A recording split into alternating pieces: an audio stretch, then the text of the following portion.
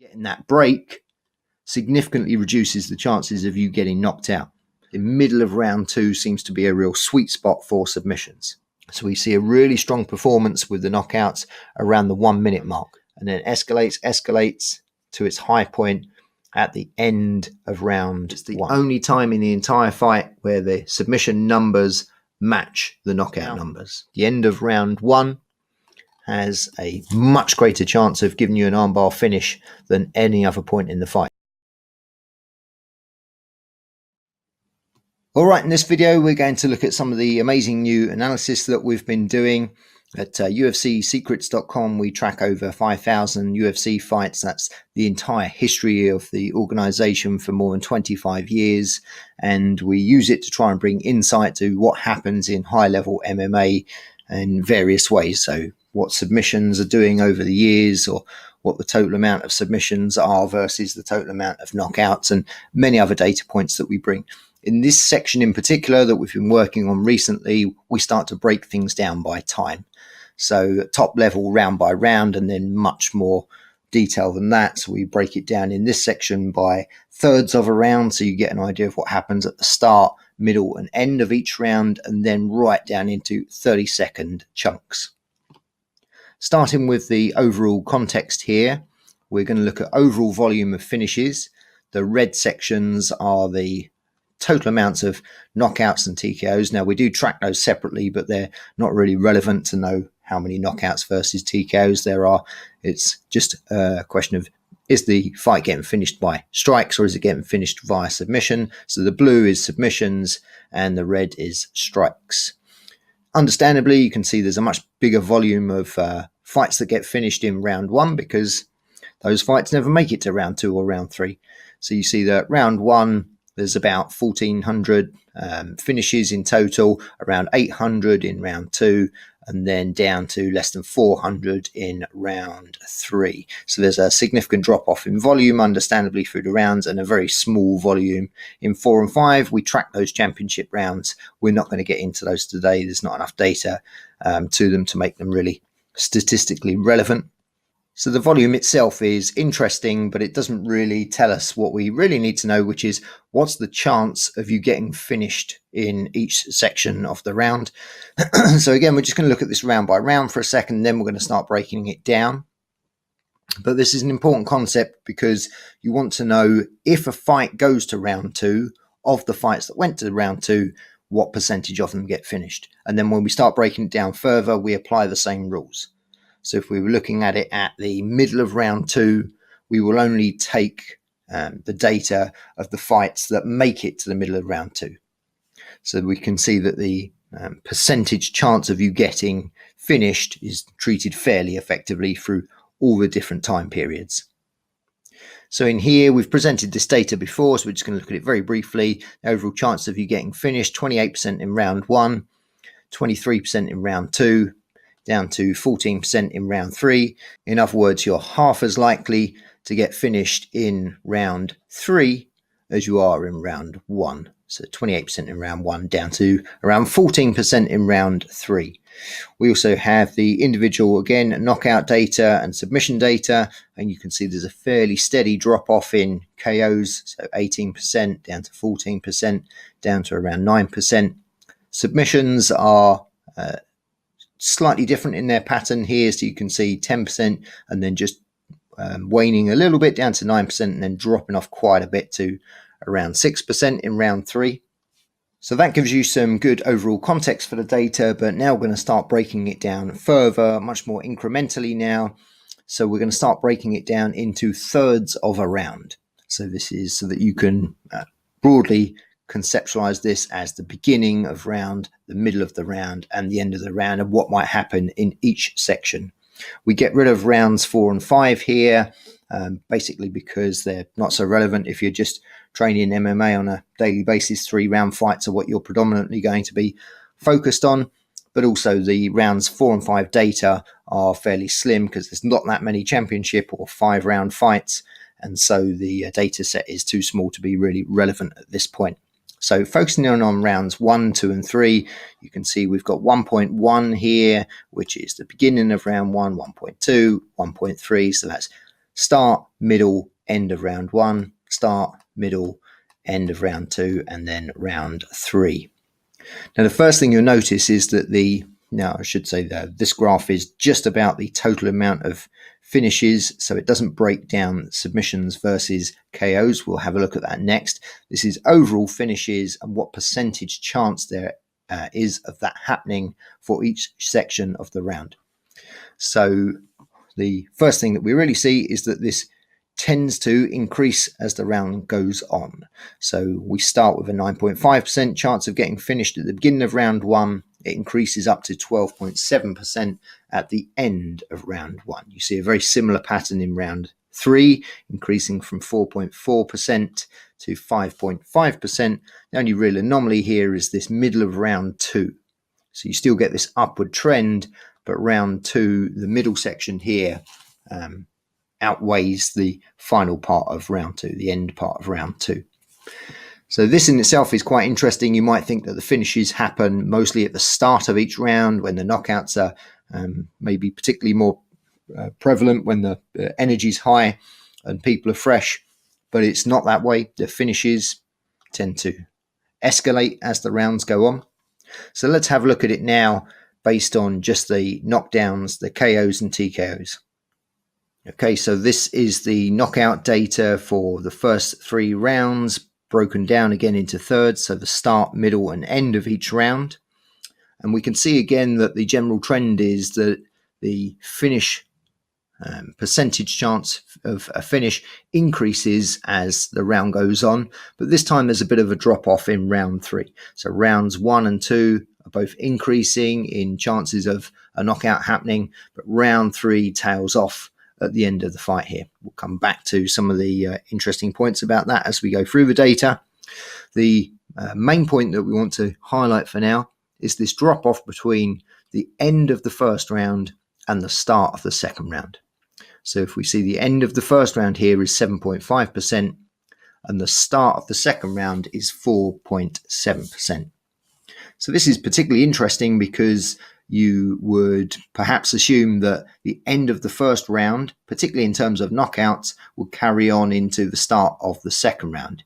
In other words, if there were a large volume and a large chance of getting knocked out at the end of the first, that you would imagine that energy carrying through into the start of the second and getting a high volume of knockouts again there. But this isn't the case. You can see that it drops off by around 40% as we get to the start of round 2. That means just making it to the bell at the end of round 1, surviving that final onslaught that we see here and getting that break significantly reduces the chances of you getting knocked out. So the simple advice here is whatever you do, try and make it through this final third, survive till the bell, take that break, and then you severely reduce your chances of getting knocked out. Remember, this is relevant to the amount of fights that go into round 2. So this is not a natural statistical drop-off just because there's less fights that make it to round 2. This is a genuine like-for-like comparison between these two sections. We see that same drop-off in round 3, but again, if you can survive through the end of round 2 and make it into the start of round 3, the knockouts don't continue at the same pace. They get severely reduced once that break takes place. So looking at the same view, but this time for submissions, you can see there's quite a different pattern to the KOs. So you would expect what you see here, the start of the rounds, start of the first, the start of the second, the start of the third are all low in terms of overall chance of you hitting a submission. And that's most likely to be because of the amount of time that a submission takes to get set up. So it's unlikely that you're going to be hitting it in the first period of time because you've got to close the distance, potentially get the takedown, take it to the mat, work for a decent dominant position, and then try and score a submission, all of which takes time. And so the start of each round is naturally then a low point for the submissions. Generally, again, we see them increase. So the middle and the end of round 1 are very strong. The middle and the end of round 3, particularly the end of round 3, is very strong, comparatively at least. But it's this middle section of round 2 which is of particular note because that seems to buck the trend, change the pattern here. Instead of it steadily increasing towards the end of the round, the middle of round 2 seems to be a real sweet spot for submissions, as it hits a real high level at that point, 4.3%, and then drops off back down to around 4% at the end of the round. In this view, we look at the data, same data that we've just looked at, but side by side. So the knockouts and the submissions are on the same graph here, and you can see the interesting comparison between them. Again, we see that the submissions are pretty low volume at the start of each round, start of round 1, start of round 2, start of round 3. But also we can see that knockouts here are always at a higher volume, higher percentage chance of happening than submissions. If you've seen any of our analysis before, you will know that the submission data is under the TKO and KO data to about a 60-40% split. So there's about 60% chance of a finish being by TKO or KO and about a 40% chance of it being via submission. So it's understandable that the chances of knockouts are always higher than submissions here. So if we're looking at the particularly interesting points, let's say, for example, we were looking at submissions, we might try and identify where the volume is high and the gap is small. In other words, when there's not too much chance of you getting knocked out and there's a reasonable chance of you attaining a submission. So here it's worth looking at this data like we're playing a particular tactic. For example, grappler versus striker or striker versus grappler. Even though that's a fairly simplistic way to look at things, it can help you put this into perspective. Let's say you were going into a fight where you knew someone had a really strong stand-up game and you knew your best opportunity was to finish it on the ground. This kind of data is then going to help you to identify where those strongest areas are in terms of time of the fight. And conversely, if you were a really good stand-up guy and you knew you were up against an expert grappler, this would help you to understand when are the times you might want to particularly be careful or avoid. So if we're playing that strategy, then we're looking again for a combination of volume and gaps, and two that stand out immediately. Middle of round 2, where there's a pretty high volume of submissions. We've seen already that it is higher than the end of the round, and that there's not a great deal of gap between the knockouts. So this middle of round 2 is like a real sweet spot again for submissions.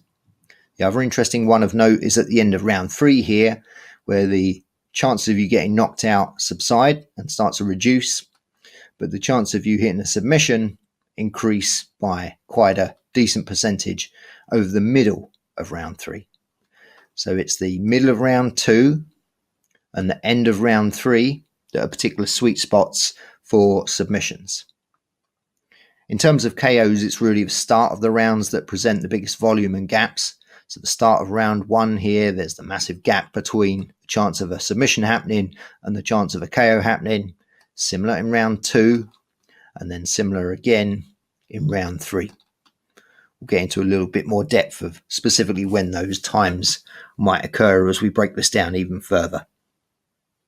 In this final graph where we're breaking down the rounds by thirds, so the start, middle and end, we add an additional overlay here which is based on a calculation we do that helps us to identify the opportunities. On the website we get into how we make those calculations and what they're based on, but for now just take a look at the data. The red area here is designed to help you understand when the knockout opportunities are, and the blue data here, the blue area, is designed to help you understand when the submission opportunities are. So you can see not a good submission opportunity at the start of each round, 1, 2 and 3, where the knockout volume is high and the submission volume is low. But then there are 2 distinct spots that we've already mentioned. Again, this middle of round 2 and surprisingly the end of round 3, good submission opportunities. And then pretty close behind that, middle of round 1 and the end of round 2. All of those quite good times to be going after submissions, or at least the most favorable opportunities for you. In terms of knockouts, there's plenty to choose from. Of course, the very opening of the fight from here when the energy is fresh and high and there's not much chance of a submission. And then again, quite a peak at the end of the first round, at the start of round 2, at the start of round 3, but also again in the middle of round 3. Quite a surprising discrepancy here, and a good opportunity to score a KO or TKO. When we've gone through this data, we've looked at a number of different views, and the two that we've found most informative are the one that we've already looked at, where we're breaking it down into thirds, the start, the middle, and the end of each round, and this one that we're going to present now, which is breaking the round down into 30-second pieces. There's still enough volume on the data for it to make it statistically relevant, and you can see some really fascinating trends. What you get to see is the real rhythm of the round, and some of this stuff surprised us as we were getting into it and seeing it. The first thing that really surprised us was that there's this kind of double push on each round. So for example, this represents the end of round 1 right here, and you can see that the total amount of finishes, so this is the overall finishing chances now, escalates and ramps up through to about the 3-minute mark. So that's 2.5 minutes through to 3 minutes, so pretty much the middle of the round. And then it falls off. So then there's a lull in the amount of finishes, and then it steadily escalates again, comes up to its highest point at the end of round 1. Then we see almost exactly the same again in round 2. It escalates up to around the middle of the round. Then it falls off, and then it reaches its highest points towards the end of the round, 4.5 and 5 minutes of round 2. Round 3, it's not quite so obvious, but you still see that general kind of double push. So we see that on the round 3 numbers, there's quite a push at the start, but then you get this again double push, this kind of escalation, drop off to around the 2/3 mark of the round, and then this increase again. So every round seems to follow this similar kind of rhythm. The first 2/3 where the threat is escalating, and then a drop off around 2/3 into the round, and then a steady increase again up till the end of the round. Now, when we first saw this, we thought there might be a more technical reason for this kind of rhythm happening, that there was particular submission sweet spots at a certain time, or particular knockout sweet spots that were causing this kind of rhythm to happen. But when you look at the data, if you look at how this cuts down by submission and KO, it doesn't seem to be the case. So it seems to be that there is an energy factor playing into this rather than a technical factor. So it feels like there's a push all the way through the first half of the round. Then the energy takes a bit of a downturn. People need to kind of get a second wind. And then as the end of the round is in sight, people get that second wind and push hard towards the end of the round when they know they're going to get a break. So if you have a look at the submission chances here, you can see as we break it down into these 30-second pieces, we get that same kind of rhythm. A push right up to the middle of the round, then a drop, and then a final push to the end of the round. Again in round 2, the escalation, the drop off, and the push to the end of the round. Even in round 3, the escalation, the drop off, and then the push. So now if we look at the knockouts, again, you can see fairly similar pattern. Now there are some differences here with the knockouts, but again, the pattern is there. So we see a really strong performance with the knockouts around the 1 minute mark. So if you imagine those quick flash knockouts, not many of them happen in the first 30 seconds, but if a fast knockout's going to happen, it's often going to happen inside that first minute. So we get this little peak here up to minute 1 of the first round.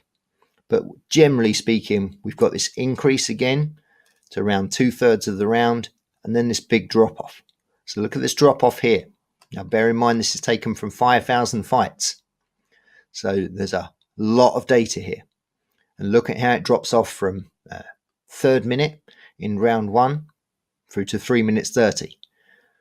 Big decline where people need to kind of take a break, a little bit of a lull in the energy levels, and then it starts to push again. And then look at how it spikes at the end of round 1. So at the end of round 1, at the 5 minute mark, that final 30 seconds, there's this big increase again as people are trying to get the job done in round 1 and not let it go to round 2.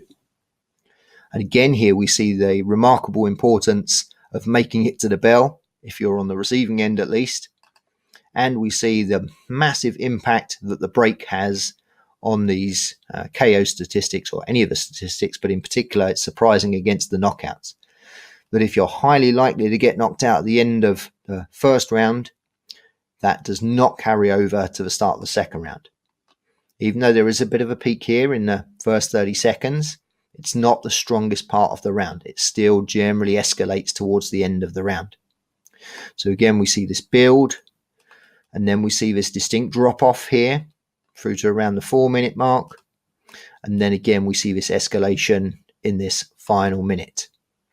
In round 3, there's a bit of an anomaly here with this first 30 seconds, similar to round 2 in some ways. And we suspect that this is people going out and not wanting to leave it to the judges, going out, giving it everything they've got, so bursting a little bit earlier than they might in round 1 or 2. And so now we still see this kind of double push, but we see it earlier in the round for knockout. We see a first 30-second push, and then a big drop off, and then an additional push here up to about halfway into the round. But if you're not getting that knockout by halfway through the third round, then the chances start to tail off. So the difference in the pattern here in round 3 is that there's not this big push at the end of the round like we see in the first and the second round here. It tails off towards the end of round 3. In other words, you start to get safer and safer and safer generally as the second half of round 3 gets underway. Now we're going to look at 3 graphs, one for each of the rounds. So this is round 1. What we do here is try and really give you a sense of the rhythm of the round. So we've got curved lines just representing the data points. The amber line here being the overall overall finishes, whether it's from submission or knockout. The red line being the KO and TKO data, and the blue line being the submission data.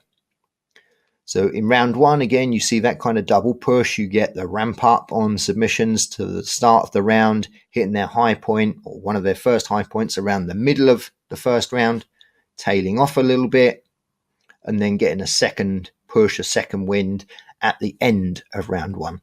More pronounced on the knockout data. So a big push into this first minute, tails off a little bit, and then takes a big drop off around 2/3 of the round, and then escalates to its high point at the end of round 1.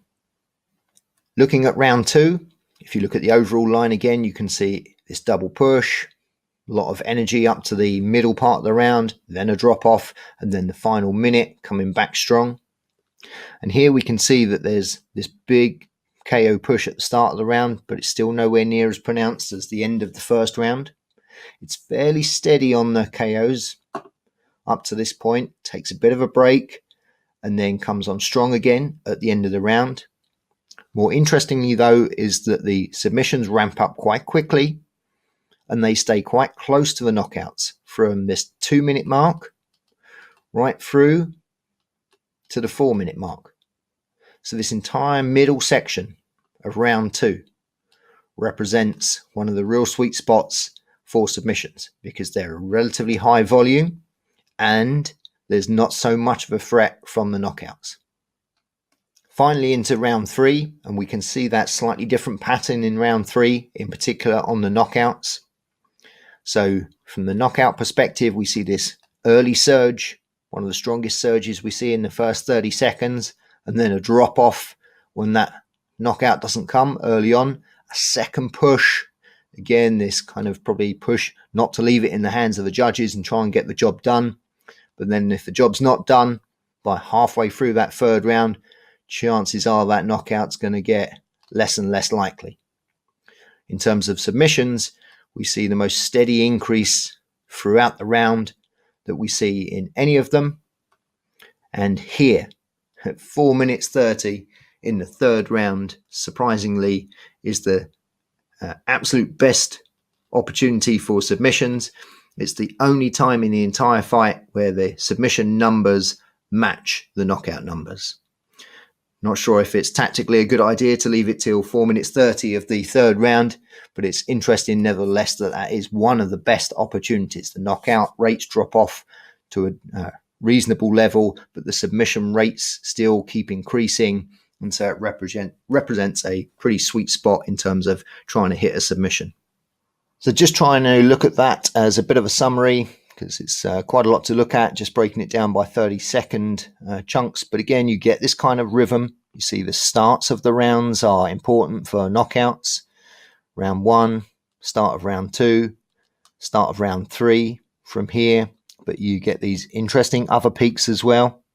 So there's a peak just at the midpoint of round 3, or round 1, just after the midpoint of round 1.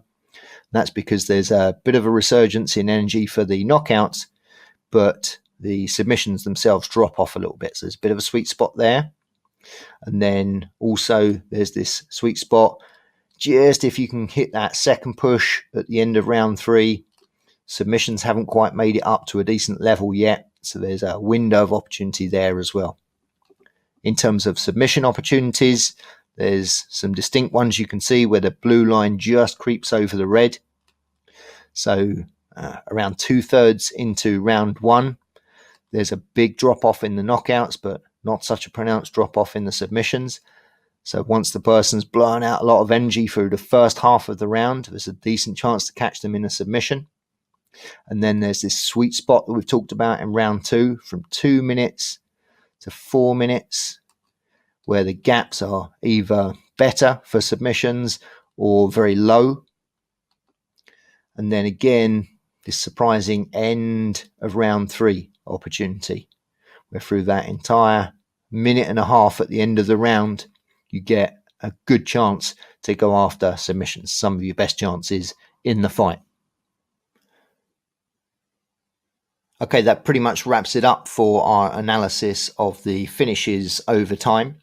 But one little bonus for you here at the end, we're plotting the top 5 submissions over the thirds of a round. So the beginning, middle and end of round 1, 2 and 3. Again, there's still just about enough data to make this statistically interesting.